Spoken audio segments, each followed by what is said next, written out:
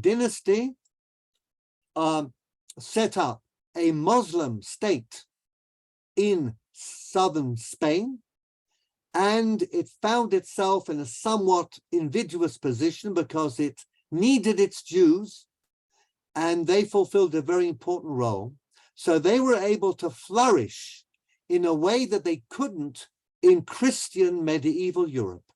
Remember, Augustine said of the Jews, and he was a Christian, and this was the policy of the church, they must survive, but they may not thrive. This is Augustine, and this is the Catholic Church in Christian Europe. The Muslim approach was different. The Muslim approach said that certain Jews may thrive. Most Jews will be subject to the Edict of Omar. Now, what was the Edict of Omar? 8th century, that non-believers in the Islamic world are called dhimmis, and they operate under two restraints.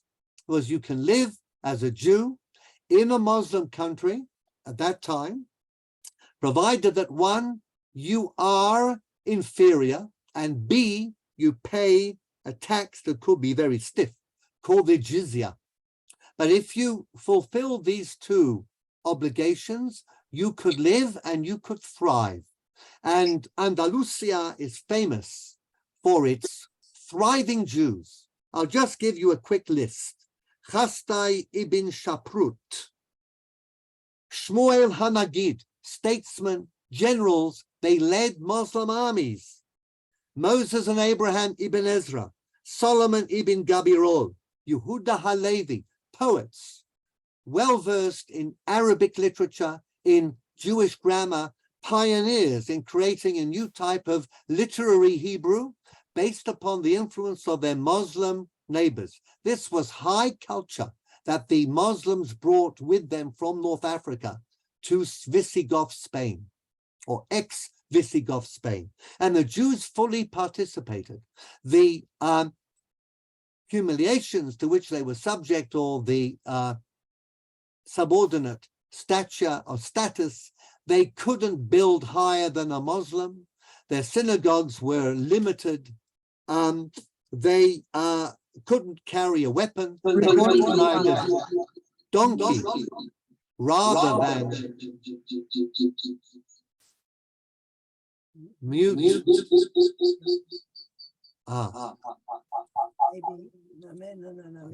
Yeah, okay. They could not ride a horse. They had to ride on a donkey. They couldn't carry a sword. According to some historical record, they could be required to give way on a Muslim on the street. They could be required to do menial labor, and they could be required to walk around without shoes. There are different views, but that was not the case across the board. Depended upon the Muslim ruler, depended upon the approach they had to the Edict of Omar. The other aspect, the tax, the jizya, could be very heavy, could be very light, and you could be granted an exemption. But what tradition tells us is that as a Muslim leader, you would administer both inferiority and the jizya in one act. When the Jew came proffering his gold, you took it and then gave him a slap. Could have been a light slap, could have been a big slap, but you combined the two. So whilst the situation in medieval Islam may not have been as bad as it was in Christian Europe, it wasn't all a garden of roses either. But the period before Maimonides and his growing up was a very good period. The dynasty, the Muslim dynasty in charge, the Umayyads had disappeared, and we are now in the Almoravid age, okay? So that the Almoravids were fairly liberal towards the Jews. And what they achieved in Seville and Cordoba, Granada, Toledo, these other cities, was to allow an interaction between Jews and Muslims at the highest level of the existing culture. So we find that the Jews are involved in the best science, astronomy, medicine, theology, philosophy of their time, which was, of course, by and large Aristotelian, and they had an opportunity to share with their Muslim neighbors, to discuss. It was a very open world. And so young Moses gets an excellent education, okay? He receives Talmud, Halakha, Tanakh from his father, who was Rabbi Maimon the Dayan. And Rabbi Maimon the Dayan was a student of Rabbi Yosef Halevi ibn Migash, who is famous in rabbinic circles, and Rabbi Yosef Migash was himself a Talmid of the Rif. The Rif came from North Africa, from Kairouan, crossed over into Andalusia, and set up a great yeshiva in Lucena, which is southeast of Cordoba. Now, this yeshiva gave a tremendous impetus to the Jews of Spain, and Maimonides fondly refers to his father as his teacher, to Rabbi Yosef Halevi ibn Migash, who he regarded as a great genius who knew everything, and certainly respect for the Rif. But together with this fabulous Jewish education, Maimonides excels in mathematics and in astronomy and in medicine and in philosophy and in Aristotelian theology, cosmology, and every other oji you can think of. Aristotle wrote on everything. And he was the benchmark for the educated, cultured individual in his time who aspired, intellectually speaking. So I'm going to go into the share screen, and I'm going to read you the second section, number 2. Maimonides wrote a letter to Samuel ibn Tibbon. Now, who is Samuel ibn Tibbon? Shmuel ibn Tibbon? He translated the Moreh Nevukhim. Moreh Nevukhim, as we'll see, was Rambam's last work, and he lived in Provence, which was a microcosm of Andalusia, although there were fanatics there, Jewish fanatics in Provence as well, who eventually brought about the burning of the Moreh Nevukhim. But Shmuel ibn Tibbon is a contemporary of the Rambam, and he writes to the Rambam, and he has questions about the translation. I'll give you some as we go through the Shiurim. But Maimonides was in correspondence with Ibn Tibbon, and that's why I'm using Ibn Tibbon's translation, because Rambam approved. He said Ibn Tibbon understands Arabic, not perfectly, but enough, and he understands the philosophy of the time. So I'm not using Al-Kharizi, I'm not using Kapach, I'm not even using Baruch Schwartz. I'm using Ibn Tibbon because it is closest to the Rambam himself. You are reading Rambam in a Hebrew version, and he's very precise and very exact. But I want you to notice the following section. The works, line 18 on page 1, the works of Aristotle are the roots and foundations of all works on the sciences. Aristotle's intellect represents the extremes of human intellect if we exclude those who have received divine inspiration. A prophet. If you're not a prophet, then the brightest spark out there is Aristotle. But his works cannot be understood without the help of the commentaries of Alexander of Aphrodisias. Have you heard of him? Well, even if you haven't, you have heard of him now. But the name of the place that he lived is suggestive. Aphrodisias may conjure up which word? Aphrodisiac. But let's not go too far. Alexander lived in Aphrodisias, which was a place in modern-day Turkey, which had a temple devoted to Aphrodite. Aphrodite, the goddess of love, and therefore we have Aphrodisiac. Okay.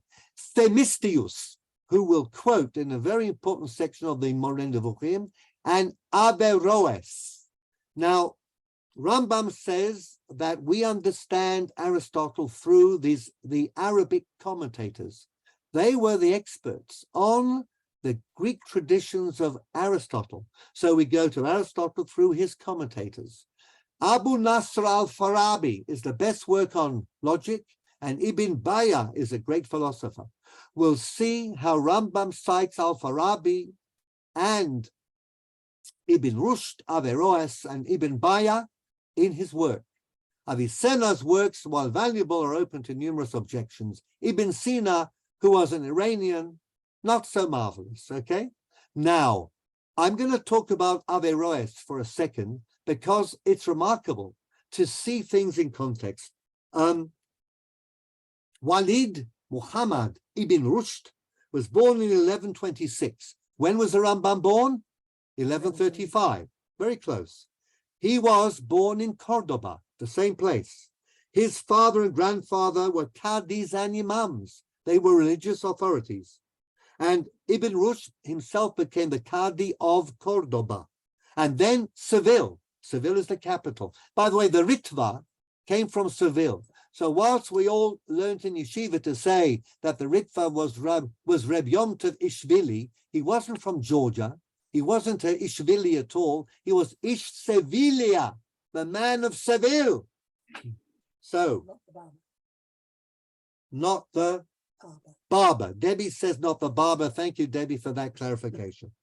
Now, he wrote on the jurisprudence of Islamic law, mathematics, astronomy, physics, psychology, medicine. He wrote the Kulyat, in Latin, the Toliget, which is a textbook on medicine for centuries. And by the way, he had a first theory of stroke, which is basically fairly modern.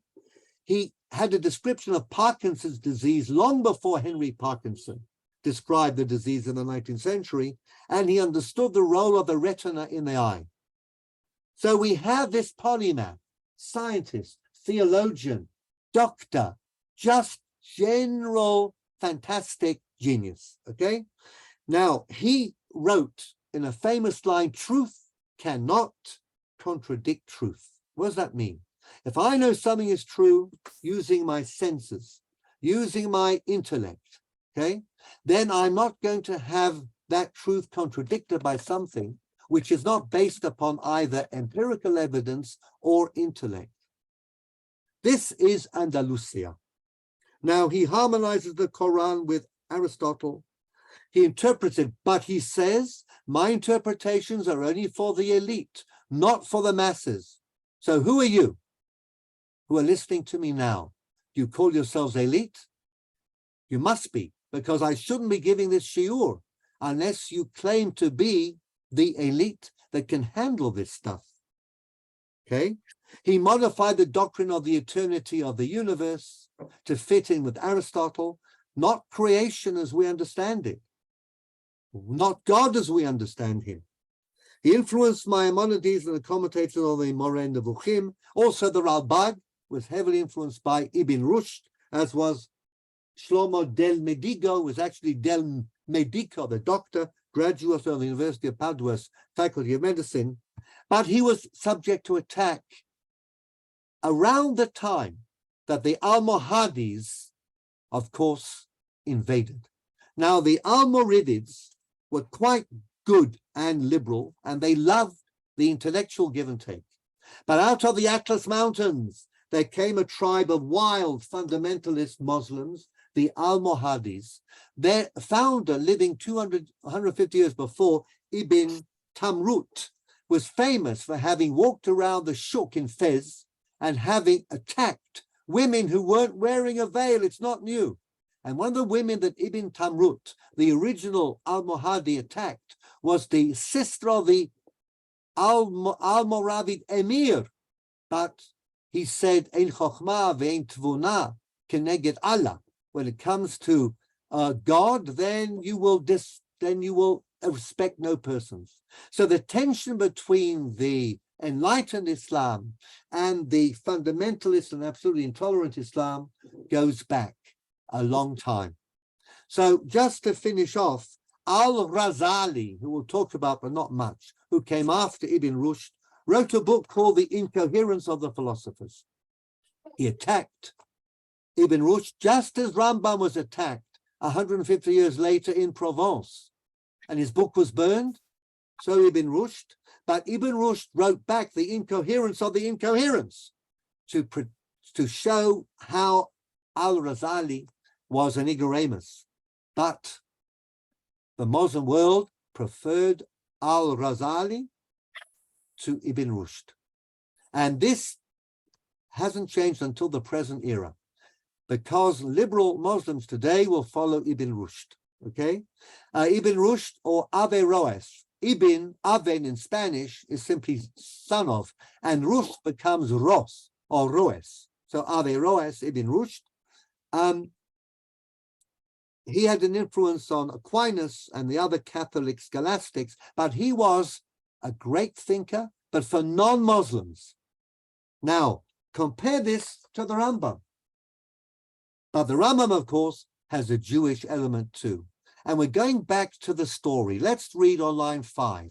1148, the fanatical Almohades conquered Cordoba, and he was forced to leave the city with his family and go into exile. The Edict of Omar, the dhimmi status, was cancelled by the Almohades. Note that you don't need to apply the Edict of Omar.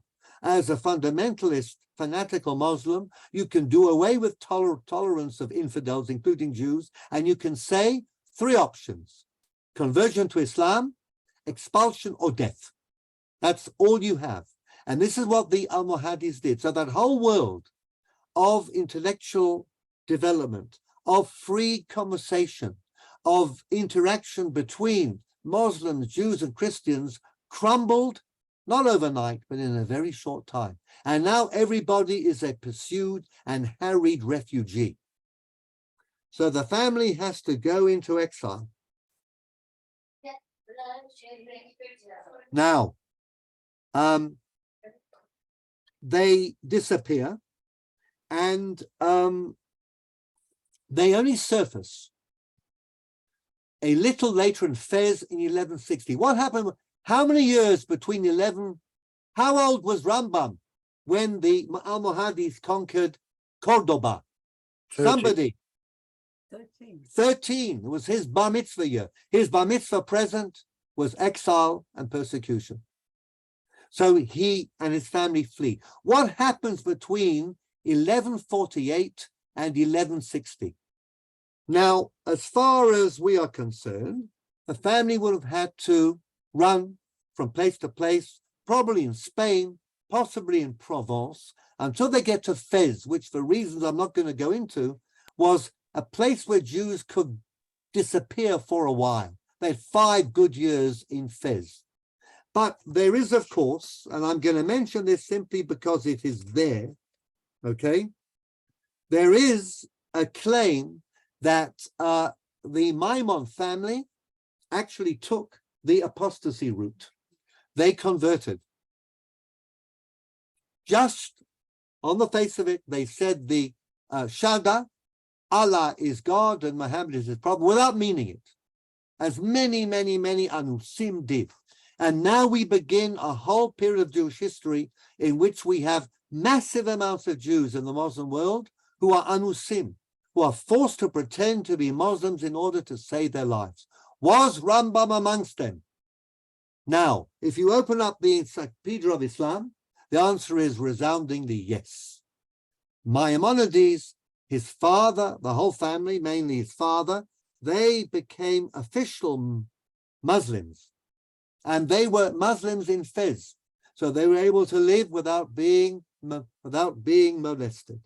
Now, this theory was made popular by 19th century early Reform Jews, scholars, for example, Abraham Geiger, Eliakim Carmeli, and Salomon Munk.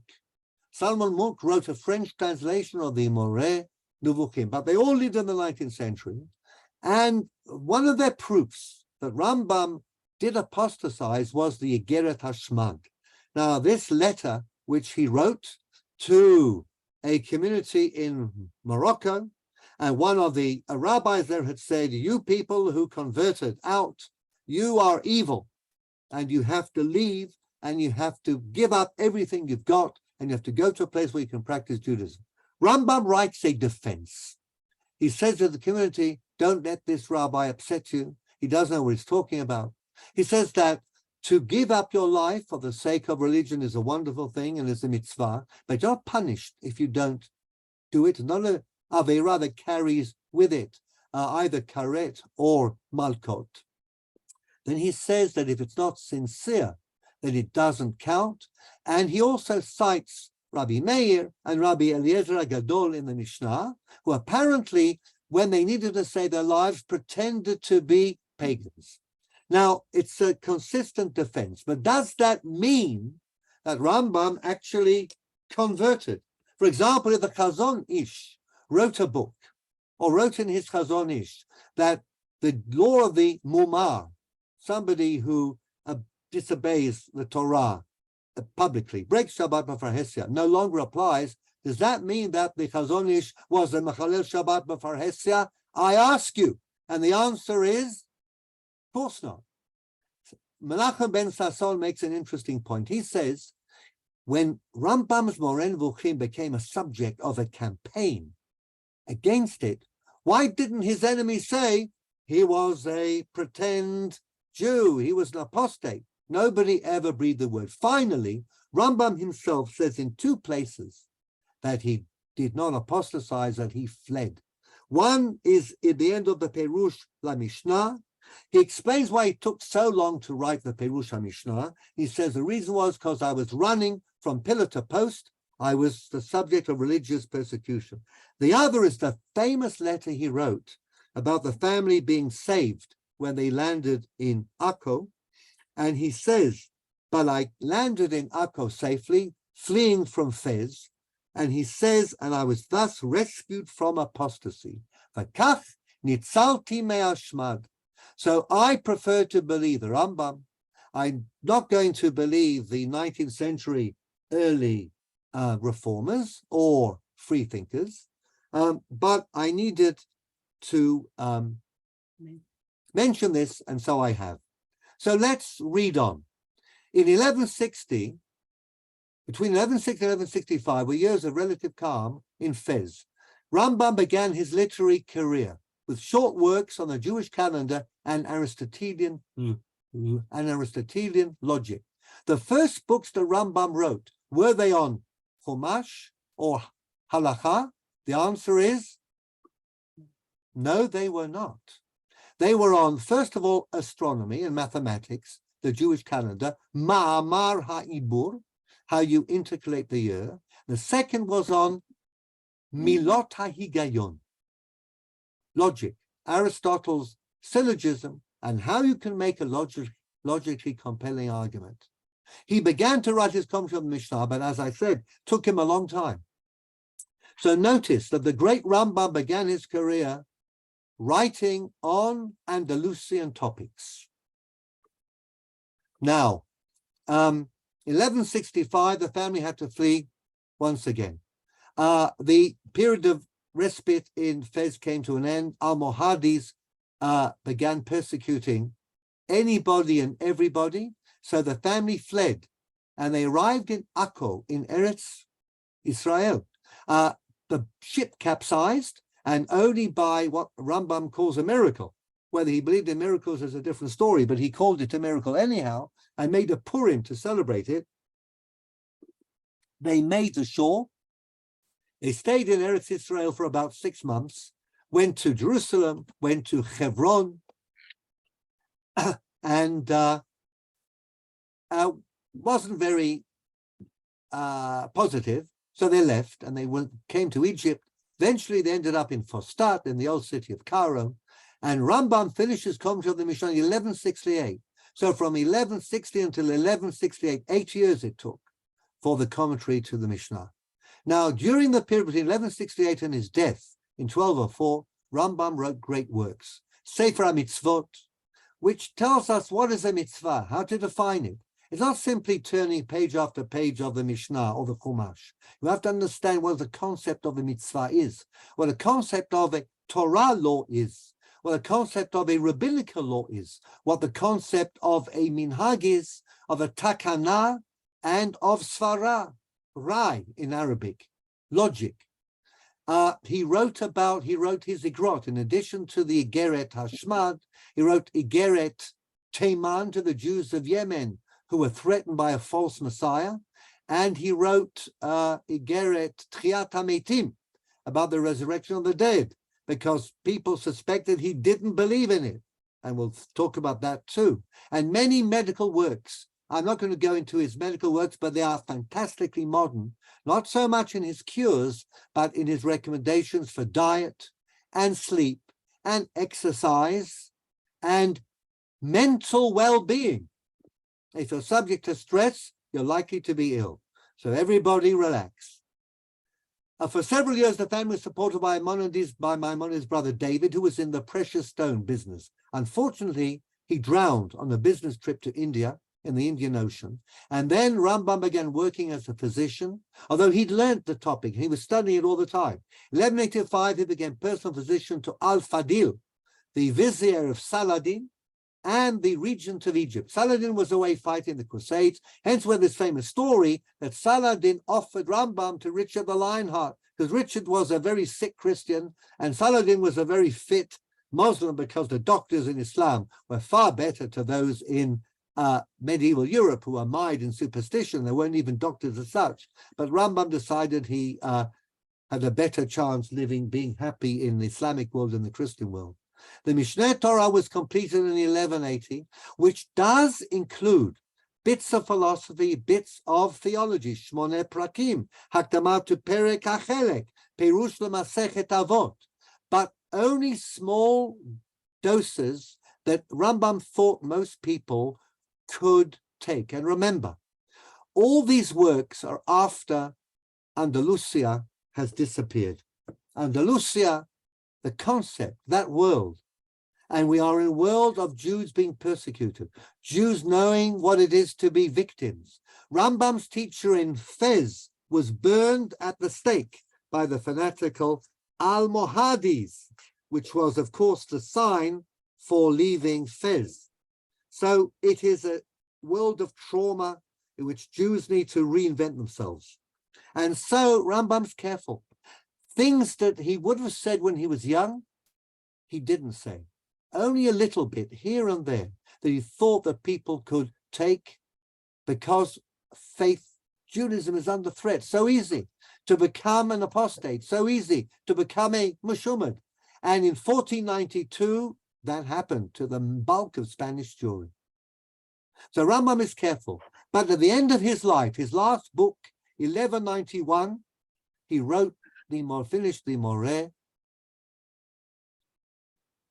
Nevukhim, and as we're going to see, he had very mixed feelings about releasing this book, writing this book. And again, you have to consider very carefully whether you're really prepared to go on this journey with me to reveal the secrets. And we'll begin, in fact, by telling you how Rambam was extremely reluctant to write, but he felt that if he didn't write, something very valuable called truth would be lost. Okay, and here's a model for this, and we'll get to that too. But I now have a choice. I'm not sure how much time I have left, but I want, in fact, I will leave perhaps the next bit, the sections 3, 4, and 5, and we will return to them in next week's sheet. But I'm going to now go, so I'll stop the share, and I want to share with you something about Andalusia. What does an Andalusian rabbi do that a regular rabbi would not? And I'm going to take a practical example in which Rambam mentions Andalus. And this is the example. He wrote responsa to, of course, Jewish communities, rabbis all over the world wrote questions to him, the great Rambam, the great eagle. And one of the questions concerned the law of the Katlanit. Now, we're all share screen, so if you know the answer to the questions I'm going to ask now, unmute and shout them out. What's the Hebrew word in the Gemara, Masechet Yevamot, for a woman whose husbands keep on dying?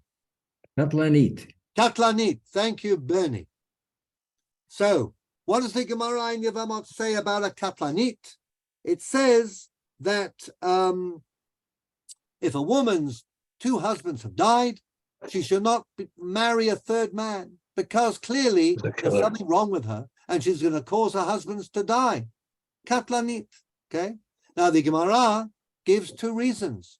One is that she may have a disease in her sexual organs that she passes on to the unfortunate husband, and she kills her men, a bit like those spiders or praying mantises or whatever.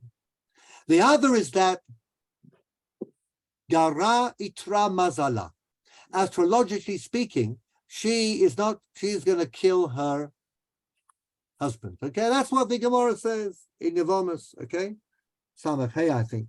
So the Gemara then links this sugya to the sugya of Brit Milah.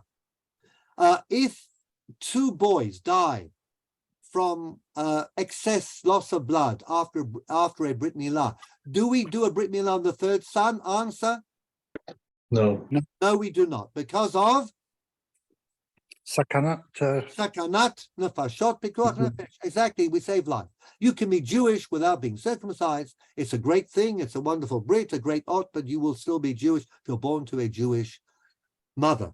So, if we look at the regular poskim and we look at the Rishonim, Achronim, and the Shulchan Aruch, we do not encourage katlaniot to marry. Rambam is asked about a katlanit who wants to marry. And this is what he says.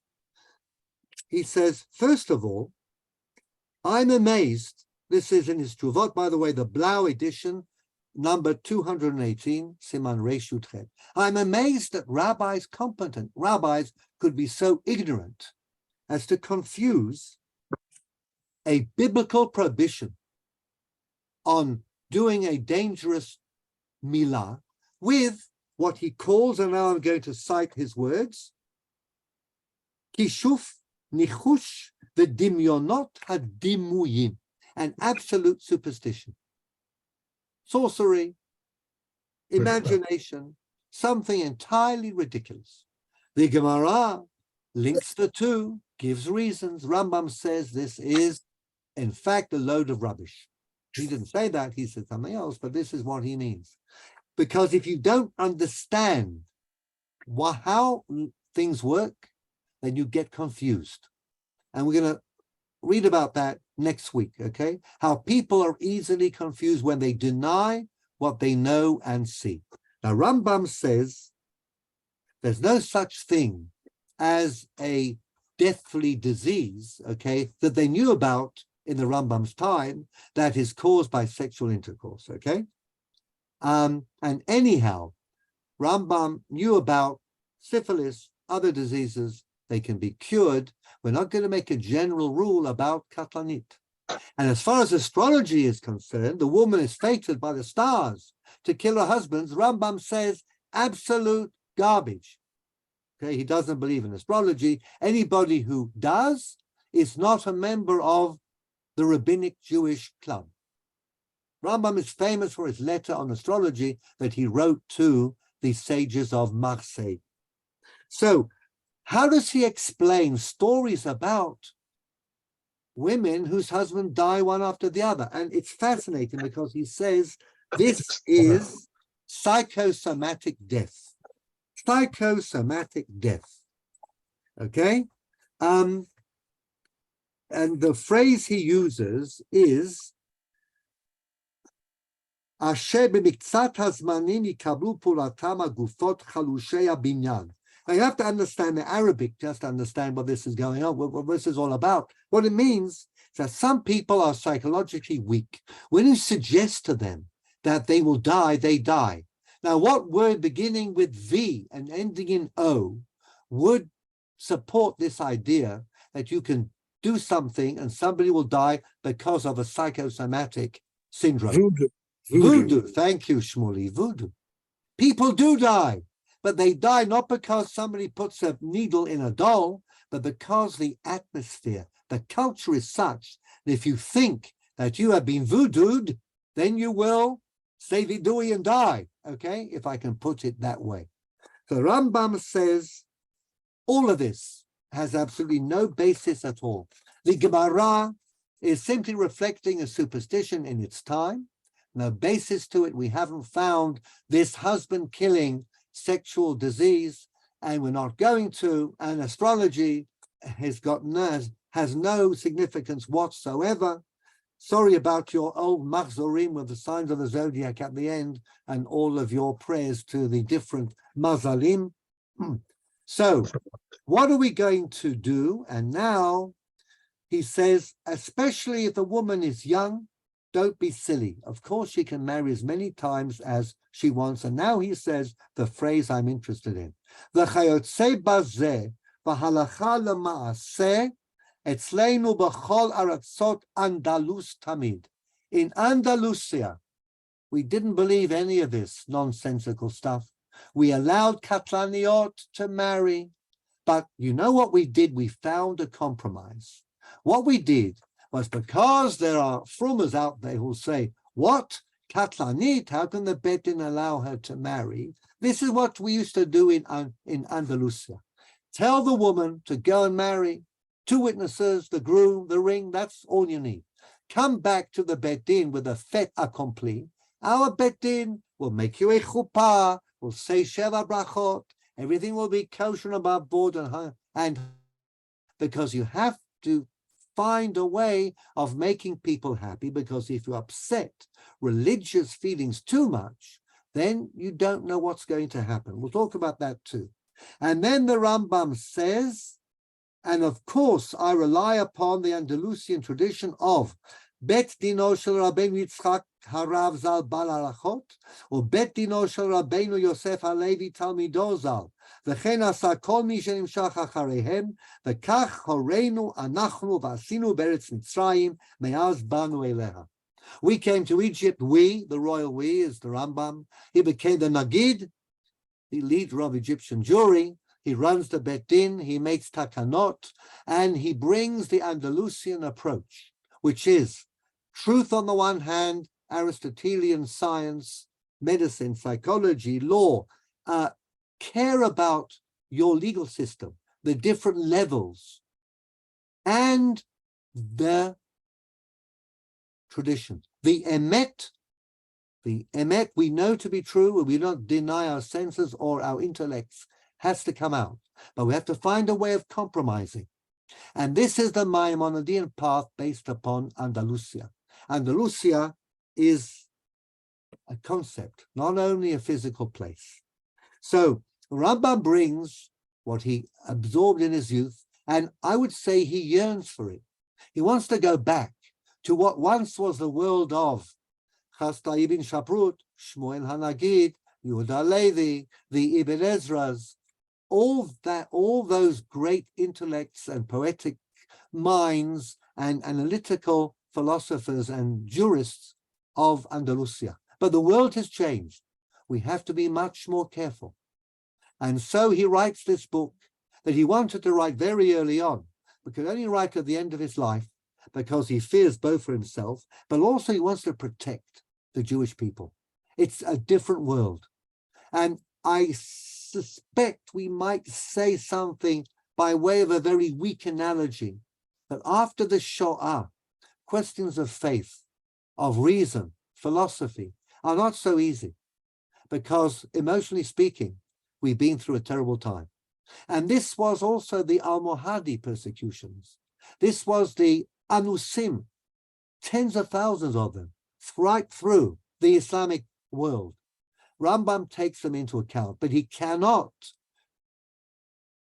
overcome his desire to share Andalusia with those who need it, because they are perplexed. They are caught all the time between their desire to be faithful to Judaism, rabbinic Judaism, and their desire not to deny their senses, not to deny their intellect, not to deny these God-given gifts. And for them, but only for them, at the end of his life, Rambam writes, Moreh Nevukhim, Dalala'at al-Cha'irim. So, I think I've more or less come to the end of my time. We will actually read extracts from the Moreh Nevukhim when he shows how he intends to protect himself from both criticism and to save his reputation and to protect the Jewish people at large from things that may be too difficult in the historical period that we now found ourselves in. But I hope I've given you a little taste of what we are going to do. We'll be reading a lot of the guide. We'll be understanding the portions that are difficult. But before you sign up next week, make sure that you are prepared to go on such an adventure, because it may be somewhat disquieting and you may have to confront ideas that you may not be comfortable with. So only if you are a true adventurer and want your horizons to expand to the maximum, join next week. Otherwise, desist. And this is the Rambam speaking. I don't know, Yael, if you want me to offer questions now, but I can. Yes, I think this would be good. Okay, are there any questions? Yes, I would like to ask a question. You hear me?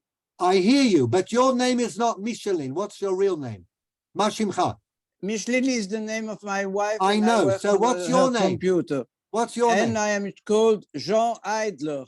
And I Jean. am the father-in-law of your colleague, Ginny Frommer. Okay, at Fordham. That's right. Fantastic. Okay, As speak. donc, first, a little remark is that Rambam speaks also with Prof of Andalusia in his controversy with Rabbi Shmuel ben Ali about the navigation on the comment on dit les fleuves? On the rivers. The rivers. And he Baghdad, tells him exactly. frankly that his tradition of the Andalusian Gaonim is even greater than your forerunners. Well, this is a remark. The question is the following. Yeah. You are the first rabbinical authority, person who speaks about this possible conversion of Rambam. And I suppose you are aware of the biography of Kramer. Indeed. And Kramer seems to bring some proofs that Rambam was in a very difficult situation because a traveler from Morocco told about this. And he came to Fez and he went to the Muslim court and he said, Maimonides was a Muslim in Fez, you've got and to he made the yes. And the court in Fez, the Sharia court, said, no, he didn't really mean it. But I prefer Herbert Davidson, the best modern commentator on Rambam, to Joel Kramer, and I think he's just stabbing in the dark. But merci beaucoup. C'était formidable. You are probably also aware that Rabbi Yitzhak Bar Sheshet, there is also such a suspicion there is also about a story. And that may be more credible because 1391, the persecution, was far more difficult to escape. Whereas the Almohadis, you could still find a place between the cracks. But I'm glad that I have such an érudit in our shiur. Are you prepared for next week, Jean? Yes, because you seem to, comment on va dire ça? I speak French. Comment dire en français? Eh bien, vous semblez aborder les problèmes réels. Merci beaucoup. À bientôt. Okay. Merci. Anyone else? Then we'll call it a night and we are on for whoever is prepared. Next week, Wednesday evening, 9:15 in Yirtzeh Hashem. Can we use the same link, Yael? Yes, please. And whoever got the mail, it would also be good if you would join the WhatsApp group. There is a click to the WhatsApp group. And I think this would be very useful in order to share all the source sheets or to have just news about the shiur. Okay. Good night. Bonsoir. A guten Abend. And etc. etc. Laila tov. I'm going to leave. Thank you very much, Rabbi. Thank you. Thank you for the thank you. Alors, comment j'arrête, Arnaud? Lequel? Je te drine. Ah, je vois livre. Livre. Oui? Oui. Je te manque un peu.